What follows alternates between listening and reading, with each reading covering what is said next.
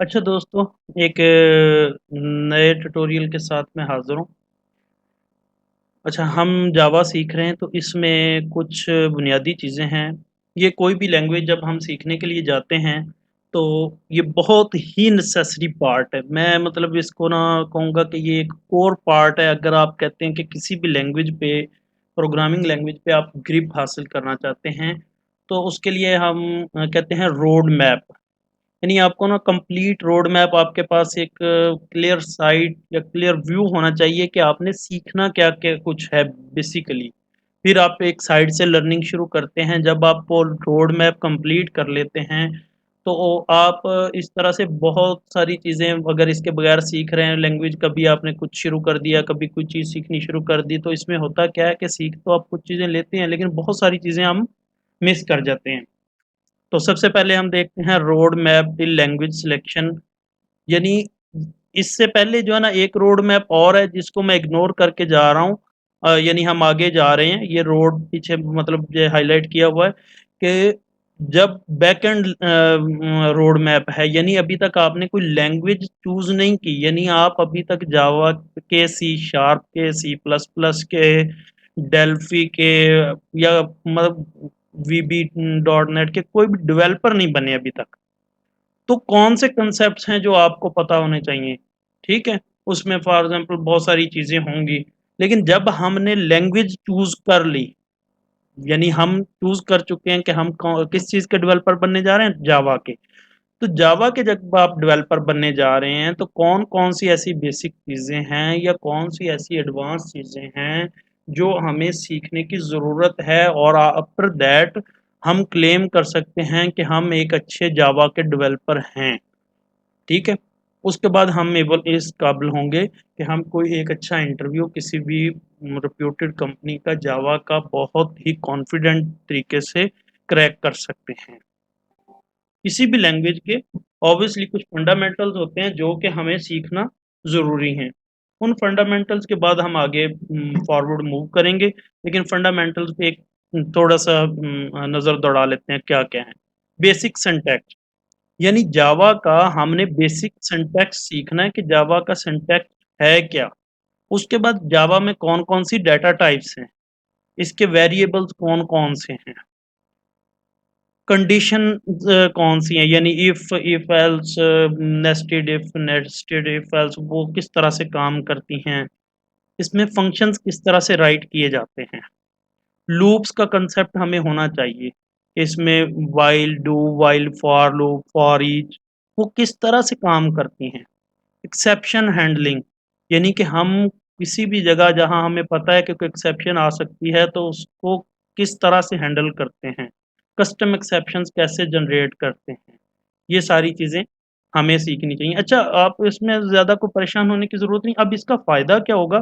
For example आपकी just information के लिए कहता हूँ, मैं जावा बेसिक सिंटैक्स पे जाऊँगा, मुझे कुछ 10-15 मिनट का ट्यूटोरियल मिलेगा, जिससे मेरी बहुत बेसिक ग्रिप बहुत अच्छी बनेगी इसके सिंटैक्स पे। इसी तरह डेटा टाइप्स को अगर मैं एक दफ़ा देख लूँगा, तो ये मतलब वो चीज़ें हैं जो इग्नोर नहीं करनी चाहिए और ये सारी चीज़ें एक-एक दफ़ा इनको हमें देख लेना चाहिए। उसके बाद हम आ जाते हैं डेटा स्ट्रक्चर्स पे, कि इसमें डेटा स्ट्रक्चर्स किस तरह से हम लिख सकते हैं। उसके बाद ऊप का कांसेप्ट है। ऊप के कांसेप्ट में इंटरफेसेस हैं, क्लासेस हैं, उनके ऑब्जेक्ट्स डिफाइन करना, इनहेरिटेंस, मल्टीपल इनहेरिटेंस कैसे यहाँ पे काम करती है, ओवरराइडिंग कैसे होती है, ओवरलोडिंग कैसे होती है। फिर जावा के पैकेजेज़ हैं, कि जावा के पैकेजेज़ किस तरह से हैं, क्या पै होते क्या हैं जावा पैकेजेज़, उनको किस तरह से यूटिलाइज़ करते हैं, ये चीज़ हमें पता च होना चाहिए।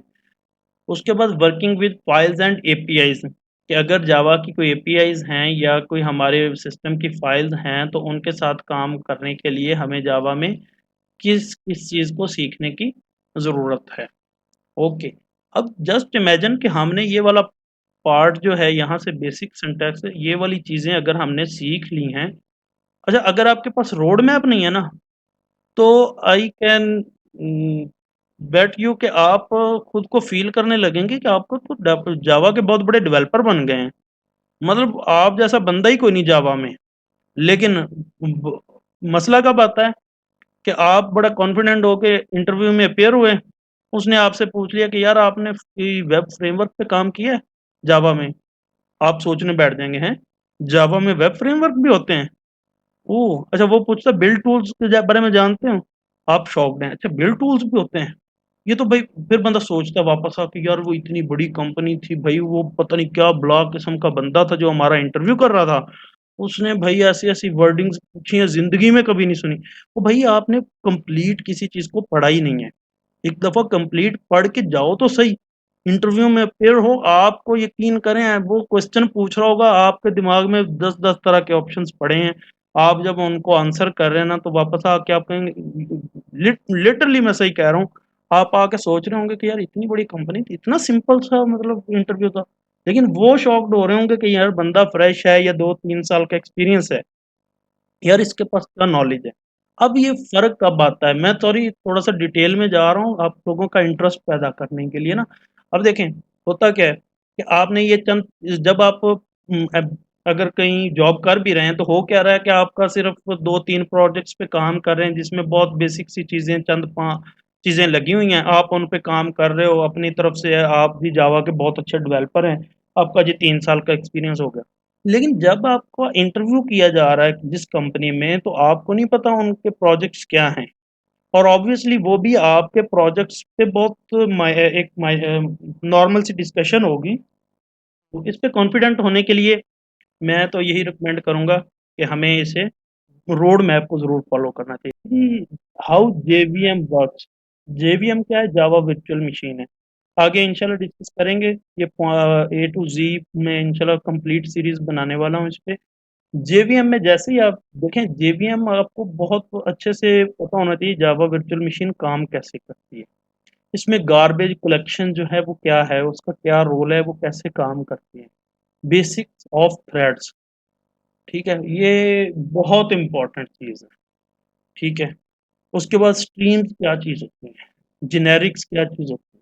अच्छा जस्ट इमेजिन कि अगर आप बहुत बेसिक से डेवलपर हैं, अभी ये वाली टर्म्स आपके लिए बड़ी अजीब होने वाली हैं कि यार ये क्या चीज़ आ गई, ये क्या बुलाया, लेकिन बहुत माइनर सी छोटे छोटे कंसेप्ट्स हैं ये वाले ना सारे, आप इन पे मतलब हर कंसेप्ट पे जस्ट मैं एक अपना एक पॉइंट ऑफ व्यू दे रहा हूँ, आप फॉर एग्जांपल इस पे आपने आधा घंटा लगाया, इस पे आधा घंटा लगाया, इस पे आपने हर एक पॉइंट आधे घंटे में, ये वाली जो मैं मतलब गेटिंग डीपर पे अभी बात कर रहा हूँ, मैक्सिमम आधे से पौने घंटे का एक है, यानी आधे घंटे का आप एक ट्यूटोरियल देखें, उसके बाद थोड़ा सा रेस्ट करें, जब माइंड दोबारा फ्रेश हो नेक्स्ट लर्निंग के लिए, दोबारा एक चीज़ देखें, और टोटल आप मेरे ख्याल में 2 से 3 माह में जावा के बहुत अच्छे मतलब खुद को क्लेम कर सकते हैं जावा का एक अच्छा डेवलपर, इंटरव्यू क्रैकिंग तक कह रहा हूँ, एक्सपीरियंस की बेस नहीं, एक्सपीरियंस जो होता है वो इट मैटर्स, और वो हमेशा एक डिफरेंट चीज़ है, वो आप जब तक काम नहीं करते तो उसको क्लेम करने का कोई फ़ायदा नहीं होता है, और ना वो आपके पास एक्सपीरियंस होता है। नेक्स्ट, इसमें मेमोरी मैनेजमेंट होती है, कलेक्शन फ्रेमवर्क, एक पूरा फ्रेमवर्क है कलेक्शन का, जो हम सी में जब पढ़ना शुरू करते थे ना तो डाटा स्ट्रक्चर में खप जाते थे, क्या बनाते बनाते, लिंक लिस्ट बनाते हुए, एरे बनाते हुए, एरे लिस्ट बनाते हुए, क्यूज बनाते हुए, डी क्यूज बनाते हुए, ये सारी वो चीजें थी जहां पे हम खप जाते थे। जावा ने बहुत अच्छा काम किया, एक कलेक्शन फ्रेमवर्क हमें प्रोवाइड कर दिया कि इसके अंदर ये सारी की सारी गंद बला डाल दिया, एक छोटा सा मेथड कॉल करो, पीछे बिल्ट इन आपके सारे काम हो रहे होते हैं और बहुत ऑप्टिमाइज्ड कोड के साथ हो रहे थे। सीरियलाइजेशन क्या चीज़ है, नेटवर्किंग एंड सॉकेट्स क्या है, सॉकेट प्रोग्रामिंग क्या होती है, इसका कंसेप्ट होना बहुत ज़रूरी है, और इस पे तो मेरे ख्याल में आपको कम से कम 5 से 7 दिन लगाने चाहिए, लर्न करना चाहिए कि नेटवर्किंग और सॉकेट प्रोग्रामिंग जो है ये जावा के साथ कैसे रिलेट करती है, और जावा इन पे हमें क्या क्या फैसिलिटेट करता है, किस किस तरह की एप्लीकेशंस हम बना सकते हैं। ठीक है, मैंने अपना बहुत सारा टाइम इस एक डोमेन पे किया है जावा में। ओके, ये हो गई कुछ थोड़ी सी जैसे कह सकते हैं गहराई वाली बातें। अब आ जाते हैं नेक्स्ट, अगला हमारा स्टॉप कहाँ है, बिल्ड टूल्स पे। अच्छा, जब हम जावा पे अब एक चीज मैं आपको सिर्फ ना एक सेकंड ओपन करता हूँ, कभी आपने सोचा कि आप न्यू प्रोजेक्ट बनाने जा रहे हैं, ये आपके सामने क्या ऑप्शंस आ रहे हैं अजीबो-गरीब से? जावा विद मार्विन, Java with Gradle, Java with ANT, ये क्या क्या बढ़ाए हैं? जस्ट इमेजिन आप कौन-सा चूज़ करते हैं और क्यों करते हैं? कभी सोचा है? अगर नहीं सोचा तो इट मीन्स बहुत गलत किया है और आप गलत क्लेम कर रहे हैं, आप जावा के बहुत अच्छे डेवलपर हैं। तो अब सॉल्यूशन क्या है? वही बात कि आपके पास रोड मैप होना चाहिए, कोई चीज़ स्किप नहीं होनी चाहिए। ये क्या है बिल्ड टूल्स हैं, बिल्ड टूल क्या होता है इसके ऊपर हम डीपर मतलब मैंने बताया ना, हर एक पे इंशाल्लाह कंप्लीट एक वीडियो बनाएँगे। ये आपके पास बिल्ड टूल्स का पता होना चाहिए कि जावा का जो कोड लिखा हुआ है, वो जब बिल्ड करने के लिए कुछ टूल्स हैं, तो आप उनमें से चूज़ कर सकते हैं कि कौन-सा टूल आपने यूज़ करना है। कौन-सा टूल कब यूज़ करना चाहिए, इसकी सारी डिटेल इंशाल्लाह आपके साथ शेयर करूँगा। कर रहे हैं हम वेब फ्रेमवर्क पे, जब वेब फ्रेमवर्क पे आते हैं, तो हमारे पास एक स्प्रिंग फ्रेमवर्क है, स्प्रिंग बूट फ्रेमवर्क है, प्ले फ्रेमवर्क है, स्पार्क है, एटसेट्रा और भी होंगे। यानी ये कुछ बुनियादी चीज़ें हैं जो मार्केट में इन हैं और जिन पे काम हो रहा है, आपको इनकी हाउ-नाउ होनी चाहिए एटलीस्ट या इनमें से किसी पे अगर एक्सपीरियंस है तो आपको स्पेशली जॉब्स मिल रही होती हैं स्प्रिंग बूट पे, स्प्रिंग फ्रेमवर्क पे, इसी तरह से, ठीक हो गया? हम नेक्स्ट मूव करते हैं बहुत ही मतलब नेक्स्ट लेवल एक कांसेप्ट आ जाता है ओआरएम, ऑब्जेक्ट रिलेशन मैपिंग होता है। अब ये क्या काम करता है, जस्ट इमेजिन आप एक लैंग्वेज से किसी भी लैंग्वेज के थ्रू डेटाबेस की कनेक्टिविटी न्यू डेवलपर्स के लिए तो ये एक अज़ाब होती है कि डेटाबेस के साथ कनेक्टिविटी है, बड़े मसले हैं जी, क्यूरी लिखनी, क्यूरीज़ की मैनेजमेंट, ब्ला-ब्ला सारी ज़लालत निरी। उसका बहुत ही प्यारा और नाइस किस्म का सॉल्यूशन है ओआरएम। ठीक है, ये क्या काम करता है कि आपकी एप्लीकेशन में ऑब्जेक्ट्स होते हैं क्योंकि ये वूब बेस्ड है और रिलेशंस आपके डेटाबेस में पड़े होते हैं। उनके दरमियान में मैपिंग यानी आपकी कम्युनिकेशन प्रोवाइड करने के लिए ओआरएम के कुछ फ्रेमवर्क्स हैं जिसमें जेपीए होता है, उसके बाद स्प्रिंग डेटा जेपीए होता है, हाइबरनेट होता है, ईबीन होता है। इनके बारे में सेपरेटली तमाम पे हम इंशाल्लाह बात करेंगे और इनको देखेंगे। यहाँ से अब आपके पास एक चीज़ है logging frameworks. Logging frameworks just think कि आप जब मैं वही बात कर रहा हूँ कि यहाँ पे जब आप क्लेम कर रहे थे ना कि आप जावा के डेवलपर हैं, इट मीन्स वो एक फिलॉसफर का कहना है कि जितना आप सीखते जाते हैं, आपको उतना ज़्यादा महसूस होने लगता है कि आप क्या नहीं जानते। अगर इल्म आपको ये सिखाता है कि आपने बहुत कुछ सीख लिया है, तो मैं इसको कहता हूँ कि आपने इल्म हासिल नहीं किया, इसका मतलब आप कुएँ के डड्डू बने हैं, मतलब आपने कुएँ का मेंढक जिसे कहते हैं ना, डड्डू पंजाबी का वर्ड। तो आपने मतलब क्या किया, एक कुएँ के अंदर सैर कर लिया और आपने समझ लिया भई मैंने पूरी दुनिया देखी हुई है। अगर आपको इल्म हासिल करने के बाद कोई भी कॉन्सेप्ट सीखने के बाद ये लगने लग गया ना कि भाई मैंने इंतहा कर दी, मैंने बहुत सीख लिया। और इल्म क्या है वो आपको ये सिखाता है कि नेक्स्ट स्टेप आपका क्या है। देखें जब हम यहाँ थे ना, तो हमें लग रहा था हमने बहुत कुछ सीख लिया। अचानक हम नेक्स्ट फ़ेज़ पे गए, हमने थोड़ी-सी नज़र दौड़ाई, इस इल्म ने हमें बताया कि भई आगे सीखो थोड़ा-सा, आपको नेक्स्ट पता चले क्या है, यहाँ से हमें ये पता चला।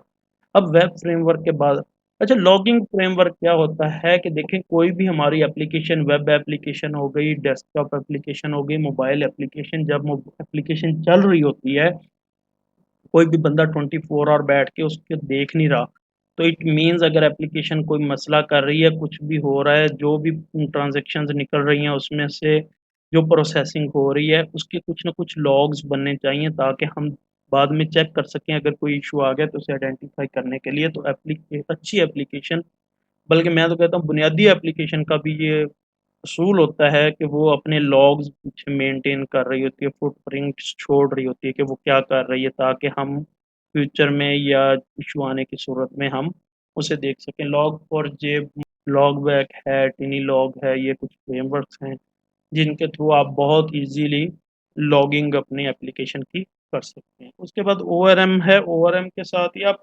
जेडीबीसी को भी प्रेफ़र कर सकते हैं। जेडीबीसी की मदद से बेसिक कनेक्शंस भी बना सकते हैं। सिंपल कनेक्शन बनाया कनेक्शन स्ट्रिंग के थ्रू और आप सिंपल क्यूरीज़ वगैरह लगा के भी जेडीबीसी के थ्रू काम कर सकते हैं।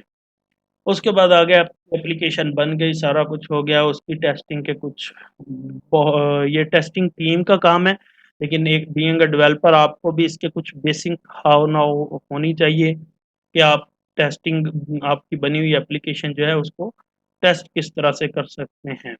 बिहेवियर टेस्टिंग के लिए होता है, इंटीग्रेशन टेस्टिंग होती है, यूनिट टेस्टिंग, इन तीनों के लिए ये डिफरेंट मतलब डिफरेंट कह लें या लाइब्रेरीज अवेलेबल हैं जिनको हम यूज़ कर सकते हैं। जे यूनिट है टेस्टिंग मतलब जो एटसेट्रा जो भी हैं, तो इंशाल्लाह ये बिल्कुल एंड पे अगर टाइम मिला तो इन पे भी कोई ट्यूटोरियल बनाएंगे। तो मेरे ख्याल में काफ़ी लेंथी हो चुकी है ये पहले ही वीडियो। तो थैंक यू फॉर वॉचिंग।